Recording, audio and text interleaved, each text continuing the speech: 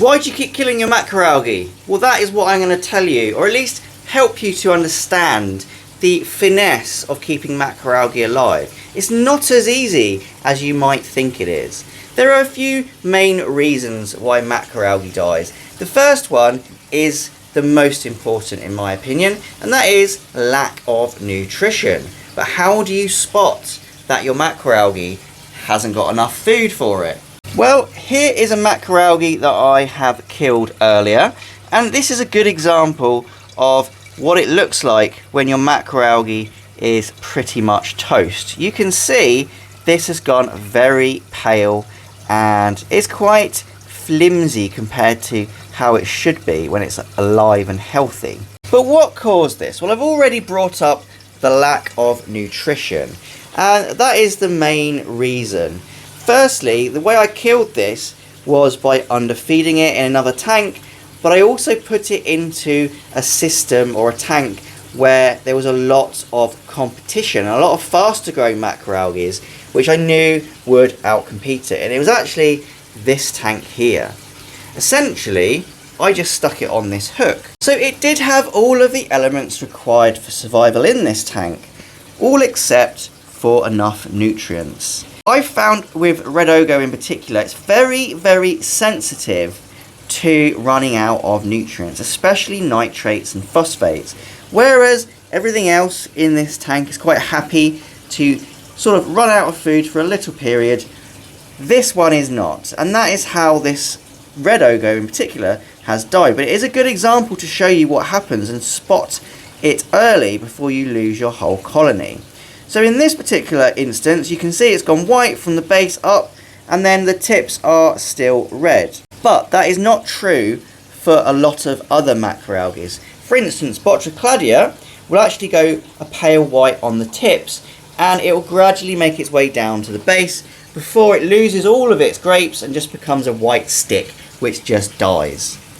And it's pretty similar for the rest of them. They'll just tend to go a bit pale initially, and that's when you need to spot and adjust your dosing regime, because you can turn it back at that point. When they start to go a little bit pale, just do a big water change and dose some fertilizers and you'll generally be okay. Ideally though, you will do a regular dosing regime and not run into any issues. Now in terms of water changes, I do 2 of these barrels a month on a 900 litre system. This barrel's 250 litres, so 500 litres, just over 50% of this system gets replaced a month. However, sometimes that isn't even enough. I have to do this 3 or 4 times because the micronutrients, the things that we don't or can't really test for, rather than sending them away to get a Triton test or something like that, we are just guessing at those nutrients, and that's why I do big water changes to replace those. In an SPS reef, this is not a good thing to do. It's frowned upon to do anything more than really a 10% water change. In a macroalgae planted reef system or tank, you can do as big of a water change as you want really. As long as the water is the same or very similar in salinity and also temperature to the water that you are removing, I have found that macroalgae are not affected by large water changes. It's the temperature and salinity change that they notice, and that is what can cause things like caulerpas to go sexual if you do that. It's not the actual act of changing the water itself, as far as I can tell. In terms of just dosing nutrients, the big ones, this is the lineup I use. I use nitrate, I use ammonium nitrate, I use a mix of macros, you can see there what that contains. I've got my own bespoke micronutrient mix, which is essentially Cheeto Grow on steroids, which I have developed myself, and I've also got a phosphorus mix as well, which is not used all the time, but it's handy when you're running out of phosphate. You might notice that it's got ammonia in both of these things, and that's because, just like plants, macroalgae actually really likes ammonia. The next big reason your macroalgae might be dying is due to your lighting. Now you might be expecting me to say here, not enough lighting, but actually the opposite is true. A lot of the time it's due to too much lighting. One thing that a lot of people don't sort of take into consideration is the fact that macroalgae is growing at different depths. So reef corals, the ones that we keep in our reef tanks, tend to all be from a very similar depth range. There are obvious exceptions, but in general they all tend to be quite happy under the same sort of lighting.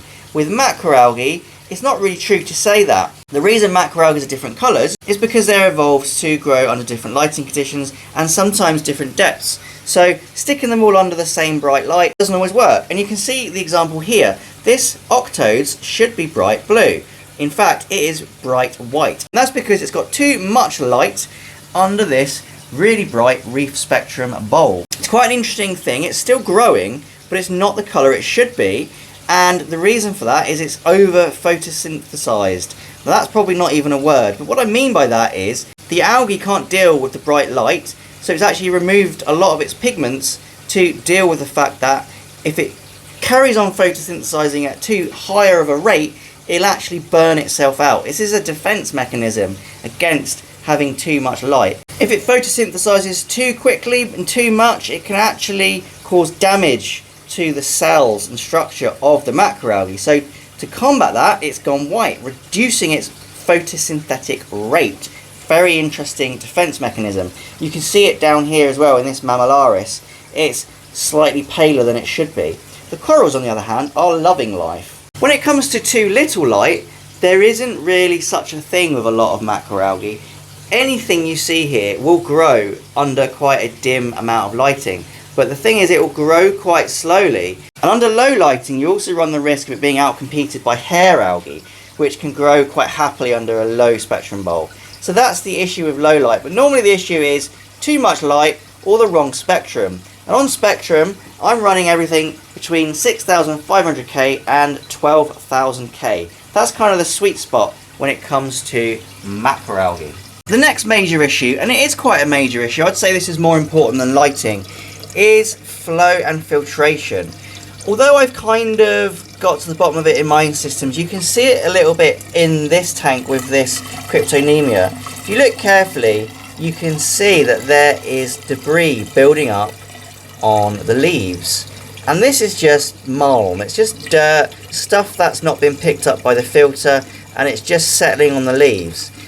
I tend to go around and give everything a little bit of a shake every couple of days just to remove this, but in some tanks you might not be able to do that, or you just might not do it for whatever reason, and that's where the issue starts. Because if you let it build up, again you can see it here, what happens is, as well as settling on the leaves and causing an issue with reduced light getting to the leaf, reduced photosynthesis, less growth and so on, what will also happen is it gives a nice place for hair algae to settle, because hair algae loves settling on macroalgae where there is debris build-up. It gives it a nice foothold to just root into, and that is the issue.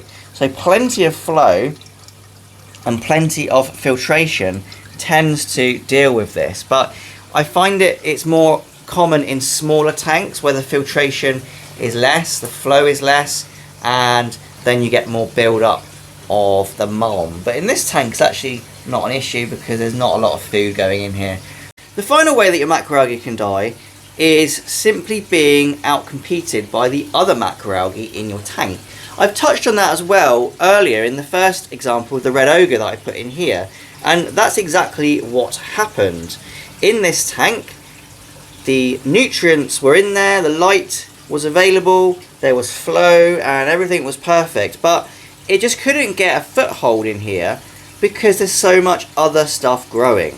This Botricladia, I think you'll agree, is huge, and it's growing really well in here. You imagine this as a giant sponge. It's sucking in all the nutrients from the tank. Even though the flow is pretty good going through here, the turnover is quite good, it is sucking all the nutrients out. And that's the reason why the Ogo died. The other species in here are a lot hardier than Ogo. Ogo, I found, tends to be really quick to grow, but also really quick to die when nutrients and other environmental factors don't go its way. Everything else seems to be quite steady. The only other problem you might have with is Caulerpa. Caulerpa can have issues of nutrient deficiency, and when it does, it likes to go sexual and melt away. It hasn't happened in this system. I can't tell you why. It's just happy in here. But the red ogo was not. And that's sometimes a lot of the reason why you can struggle with growing a full mixed planted reef tank is due to nutrient spikes and then troughs. You have to try and keep your nutrients at a real steady, stable level. I mean, the spikes aren't a massive issue, but it's the troughs that cause the problem, because as the red ogo shows, as soon as you run out of something, and that might not have even been nitrates or phosphates, it might have been something like some random micronutrient which we can't test for, that ran out and the whole colony collapsed. And that could be because the Botrocladia just sucked it all in before the red ogo had a chance to get its fair share. So there we go. I hope that really helped you with your macroalgae tank. They are quite key issues when keeping macroalgae. They all work together as well, so it's not just about doing one of those things. You have to do kind of everything to get an overall broad spectrum attack when it comes to keeping your macroalgae happy and healthy. So if you have enjoyed it, please leave a like and also subscribe to my channel if you're not already a subscriber. Once again, thanks for watching and happy fish keeping.